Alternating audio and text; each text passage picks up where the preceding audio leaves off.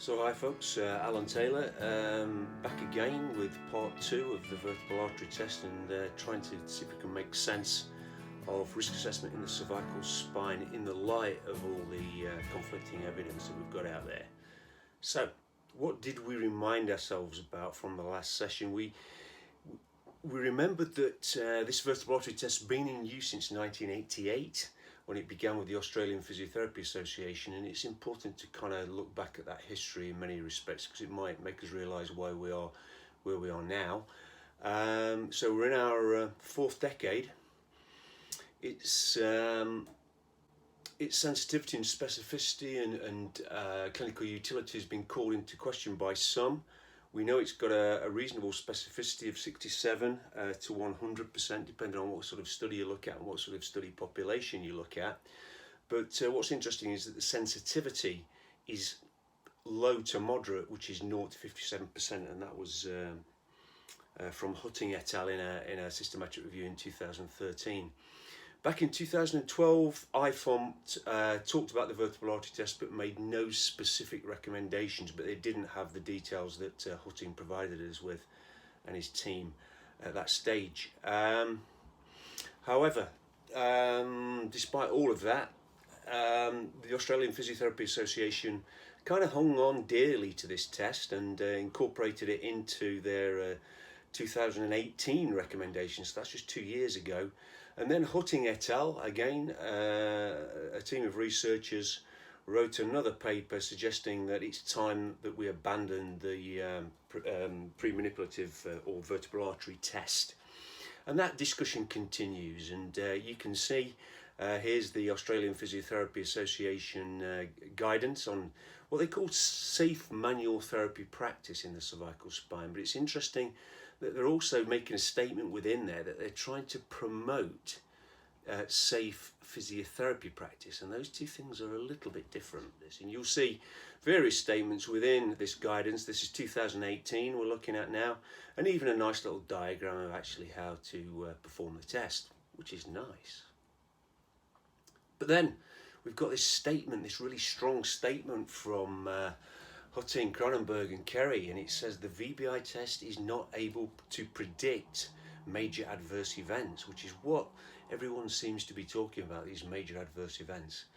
And above all, a negative Vbi test can be wrongly interpreted as safe to manipulate, and therefore they say that the use of Vbi tests cannot be recommended and should be abandoned, and that's as recent as this year.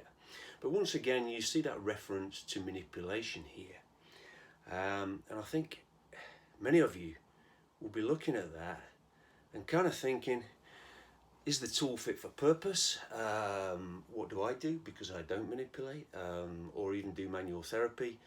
Is there a risk for me or isn't there a risk? And all those sorts of questions. So I think what's important is to consider what the problem is.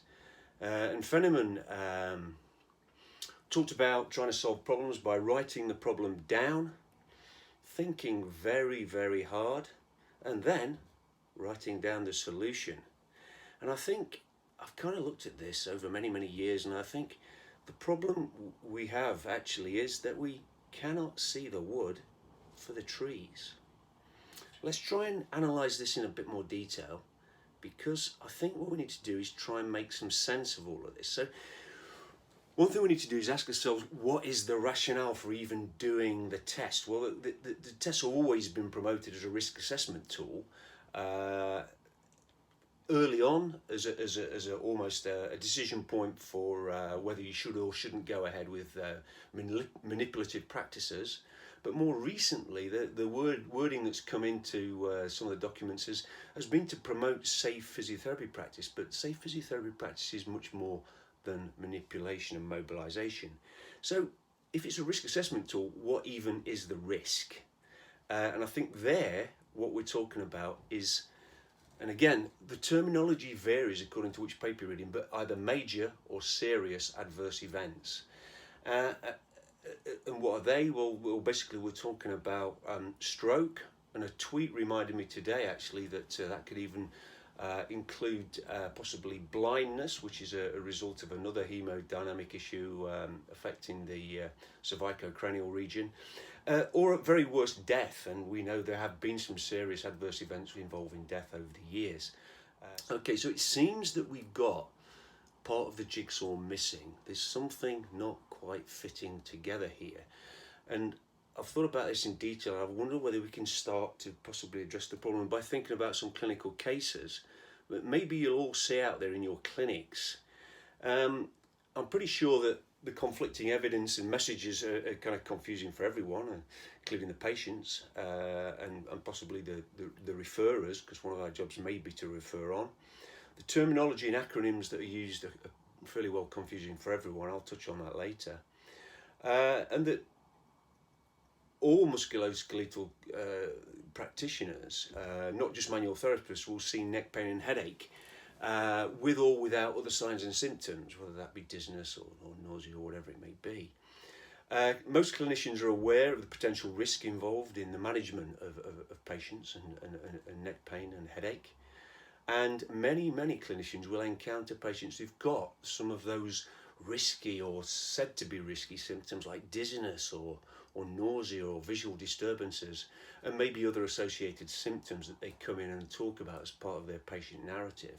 The current evidence, as I've said, pertains to and focuses primarily on manual therapy, and I do wonder whether that's where we may have to just delve a little deeper. And non-manual therapists are either, as a result of all of this, unsure how to proceed, or may feel that there is maybe no risk to them because they're not involved in manipulative practices of any sort. But either way, they probably prefer to proceed with safe physiotherapy practice. So how are we going to progress from here, and what shall we do? In short, we're into the 4th decade and we've still got no consensus or clarity on this very important topic, which we really do need to get to grips with. I'm going to offer you a few cases. They're the sorts of cases you might see in your clinic on a relatively daily basis, or someone that might come in occasionally. And I'm going to ask you to sort of try and decide whether you think, and I'm not going to tell you whether you should or shouldn't, whether you think the vertebral artery test may be appropriate, and if so, what might your sort of expectations be? So you can kind of decide whether you think you may or may not do it. And then if you choose not to do it, what are your other sort of objective examination options for these cases? So let's visit these cases. So case 1 is Mayumi. He's a 69-year-old male archer. We talked about bow hunters some time ago. He's a retired factory worker. He's got right-sided neck discomfort. He doesn't really describe it as pain. Occasional. He's got dizziness, he's got nausea, and he feels unsteady and a bit faint during his archery practice and his competitions. Background history: he's a type 2 diabetic, he's got a past medical history of heart bypass operation, he's got diagnosed cervical spondylosis with osteophytes, which have been confirmed on x-ray, and he takes blood pressure medications and statins, which is not terribly unusual for somebody of his age and with that kind of history. Otherwise, he's active, he's healthy, he goes on regular walks with his partner, and he attends your clinic for physical examination. His main concern is that he might not be able to carry on with his archery, because that's when he seems to get most of his symptoms, when he's in that unusual position that they might get into. And he has no symptoms at all in his normal daily activities. So he's an interesting case, is old Mayumi. So have a think about him. You can pause it, you can think, and you can decide what you think you might do with him. Case 2. Phil, he's a 41-year-old male sports shop proprietor. He's an ex-Olympic rower. He started with a sudden onset of ear pain on the side that was affected. He had a sort of frontal headache, a little bit of facial pain, and a sort of temporary visual disturbance at the time of onset of this. And this occurred whilst he was exercising at a very high level on a row machine. And he's pretty concerned and anxious because he's never had this type of headache before. But otherwise, he's a fit, healthy guy. He's a regular exerciser. He rows, he cycles, he runs, and he's got no comorbidities, and he's on no medications. And as a previous patient of yours, he wants to come and see you, but we've got COVID now, so it's a telehealth consultation. he actually sees you on the same day and he wants some advice from you. And he reports that he's got an important competition coming up in 48 hours. So again, another anxiety for him. Again, if you want to pause it, think it through, have a look at the detail. And then we've got Mrs. Miggins. She's a 70-year-old female and she's a retired teacher. She's had a gradual onset of neck pain, occasional facial pains and occasional funny turns after visits by the domiciliary physio who's come to manage her neck pain. And again, she kind of has a history of having a confirmed cervical spondylosis. In this case, no specific osteophytes or anything like that. But she's taking blood pressure meds and statins, and she's under the care of the vascular team actually for peripheral vascular disease, which affects her ability to walk longer distances. You've been asked as a sort of advanced practitioner for a second opinion. You've got access to the notes and you've got the opportunity to do a physical examination. And then, sort of patient you see regularly in the clinic, Lisa, she's a 38-year-old female ITU nurse. She's got a 2-week history post-whiplash associated disorder. She's got neck pain, she's got occipital headache, she's got occasional dizziness. Then that unusual thing of visual disturbances, which she explains in more detail. She's got some nausea associated with that. Otherwise, again, she's a fit, healthy, active person who does yoga and running, and she's got no known comorbidities. Once again, over-the-counter paracetamol for a pain control. But she's off work, which is a bit of a problem for her. She's got this dizziness and nausea and these visual disturbances, which are not only concerning her, but it means she can't really go back to her work either safely. So she attends your clinic for physical examination. 4 interesting cases, 4 not terribly unusual cases, I don't think. So for you, I guess what you've got to do is kind of think, which way shall I go with these? You know, do I believe this Australian guidance? Am I more down the route that this vertebral artery test is of little or no value here? Or am I somewhere in the middle and maybe I might use it or maybe I might not? Well, let's try and work out kind of what happened. So you've got those choices, and I guess if you did choose to do the Vbi test, I'm going to tell you that it was negative in every case. So all 4 cases, it was negative. All right. If you chose not to do the vertebral artery test, then I guess you've got to decide what else you were doing there and how you might proceed according to what you might find. And I guess the answer will be very, very different according to what your findings were with regard to that. Then, either way, I suppose it's important that you consider what your management options might be and also what your potential advice for each patient might be. And this is where this kind of gets interesting, I suppose, because part of my role as well as being a physiotherapist and a sort of academic is that I tend to see medico-legal cases where maybe some of these decisions have not been the right decisions, and we see the sort of outcome of those things and sort of go through the medical notes and the witness statements. I'm going to tell you that 100% of these cases had a plausible vascular hypothesis.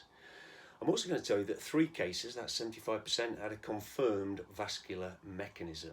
And I'll talk about those mechanisms in a second. Only 1 case had a VBI. And I think at this point you might want to pause and go back to those cases and sort of think to yourself, well, I wonder if I can fit those to those sort of, that little bit of data that you've got there. Which one is going to be the VBI case? Which one isn't a vascular mechanism? Think through the cases, give yourself a little bit of time. Case 1, Mayumi. He was a false negative VBI test because he actually had a bow hunter syndrome. What's interesting about Mayumi was that the vertebral artery test alone did not produce any of his symptoms. The only thing that produced his symptoms was the bow hunter's position, including the loading, and that was 50 pounds worth of loading through the bow. So it's interesting to see that even though someone has got, and it was imaged, and he was found to have this vertebrobasilar insufficiency, but it was only manifesting itself during this loaded and sustained position, including the upper limb positioning. Okay, so interesting and important.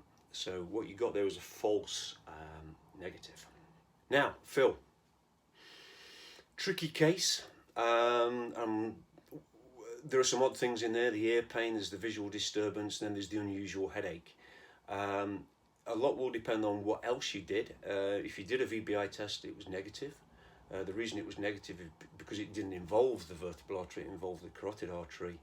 And what poor Phil had was an actual dissecting carotid artery, which actually did lead to a stroke in his case. So I'm not sure what your potential management was, I'm not sure what your potential advice was, but in this case, it would have depended obviously on your physical examination, but in this case, Phil went on to have a stroke, which was a big concern for this sort of presentation. So moving now back on to Mrs. Miggins. Mrs. Miggins is an interesting case. She was a negative VBI test, and that's because what was happening in her case was the visits by the domiciliary physio, who was doing some very, very basic manual therapy techniques involving just gentle distractions to the cervical spine, and also gave a series of exercises and pain management strategies for Mrs. Miggins, which were all fairly logical. But the funny turns that she was having were actual transient ischemic attacks. When she was asked in more detail what they looked like, what they sounded like, there was sort of facial numbness, there was almost elements of dysarthria, and she was having, and occasionally some arm symptoms, and she was having bona fide transient ischemic attacks. She didn't need any more physiotherapy. She was treated with carotid endarterectomy, and she made a full recovery, which was interesting. So negative VBI test, the VBI test, it was the carotid artery anyway, so I guess the VBI test in that situation would not have shown anything vascular. And then we finally get a true negative VBI test, because there's actually nothing to be overtly concerned with about Lisa. Now, Lisa's an interesting case. If you did decide to do blood pressure with her, it was normal. If you did decide to do cranial nerve testing for her, it was all normal.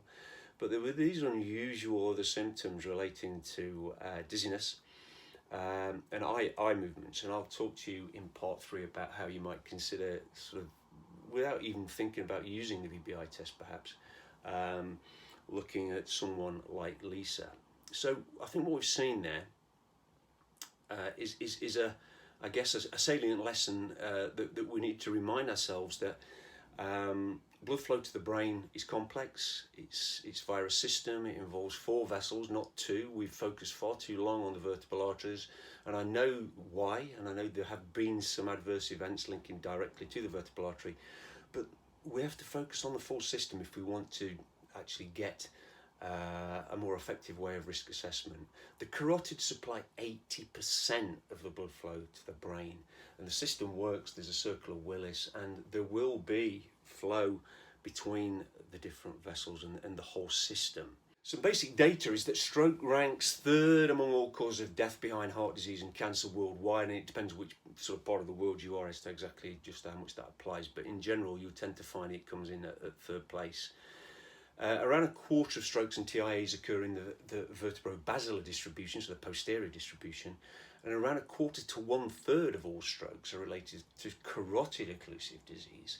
So if we are truly looking for potential vascular events, then we definitely have to consider looking much wider, because one of the things that will happen is that occasionally, like Phil, a patient will walk into a clinic and he will already have the very beginning of the pathogenesis of a stroke, and we ought to be able to identify that with our subjective and objective examinations. Cervical arterial dysfunction was a term coined by myself and Roger Kerry, which was meant to cover all known vascular pathologies and anatomical structures that could be compromised by either assessment or management, and it might focus your mind slightly to realise that some of the medico-legal cases we've looked at over the years have involved just assessment, so not even an intervention at this stage, so that's kind of interesting.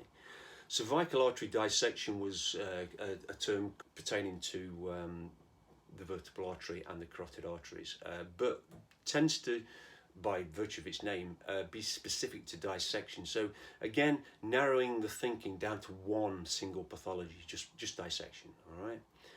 If you said it was carotid artery dissection, then you'd be specific to the vessel. Cervical arterial dysfunction was meant to be an umbrella term, and underneath that umbrella you would have a whole series of subcategories that you could refer to. So basically the idea behind it was that it could relate to any artery. And I was reminded today that of the temporal artery and the potential for blindness. Any sort of mechanism and or pathology, and bear in mind you don't necessarily need a pathology to have a mechanism of ischemia. So it would pertain to things like atherosclerosis with stenosed arteries, potential aneurysm, certainly emboli, distal embolus leading to TIA or stroke. Arterial dissection would usually involve a range of those things that I've just mentioned. And inflammatory arteritis, giant cell arteritis or temporal arteritis is one of those very rare conditions, but it can lead to a major adverse event such as blindness. Where are we? The clock's ticking by. We're into the 4th decade. We've still got it back to front, I think. With regard to risk assessment of the cervical spine, we're focusing way too much on the vertebral artery, focusing way too much on just manual therapy. We need to move on. We need to move on with the sort of environment we've got out there. COVID-19 is going to bring a whole new set of challenges, and some of them will be vascular. So back to this problem thing. We cannot see the wood for the trees, and we need to be better at this. So I tried to write down the solution. I think this is the solution. I think we need to be much smarter. We need to change the narrative. We need to shift the emphasis from VBI and manual therapy, because it's narrowed our focus down to those things only, and stopped us about thinking about the other possibilities. We need to consider the big picture. At the end of the day, that's why we coined the phrase cervical arterial dysfunction. And we need to shift the emphasis to vascular risk and management of the cervical spine rather than just this very narrow viewpoint. So we've tried to work out the problem, we've tried to work out why it exists, and we've tried to work out a solution. In part 3, I'll talk to you a little bit about Lisa and how maybe we could assess someone like Lisa without necessarily having recourse to this vertebral artery test. Back to the question. Should this test be abandoned? Well, I'll leave that to you, but you've got lots of things to think about there, and everybody has to make their own decision around that. So put it all together, think about it, and be safe out there. Thanks very much.